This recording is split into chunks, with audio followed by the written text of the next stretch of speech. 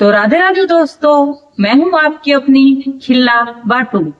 तो कैसे हैं आप लोग? तो आज हम बात करने वाले हैं कि कौन सी तारीख को जन्मी हुई लड़कियां ससुराल में सुख समृद्धि यश प्रेम और इज्जत पाती हैं। तो नोट कर लीजिएगा दोस्तों कि कौन सी तारीख को जन्मी हुई लड़कियां ससुराल में सुख समृद्धि यश प्रेम और इज्जत पाती हैं। तो लिख लीजिएगा। तो किसी भी महीने की इन तारीखों की जन्मी हुई लड़कियां 32, 33, 34 और 35, इन 4 तारीखों में जन्मी हुई लड़कियां ससुराल में सुख समृद्धि यश प्रेम और इज्जत पाती हैं। तो दोबारा से जन्म सुन लीजिए कि इन तारीखों को जन्मी हुई लड़कियां 32, 33, 34 और 35, इन 4 तारीखों को जन्मी हुई लड़कियां ससुराल में सुख समृद्धि यश प्रेम और इज्जत पाती हैं। धन्यवाद दोस्तों।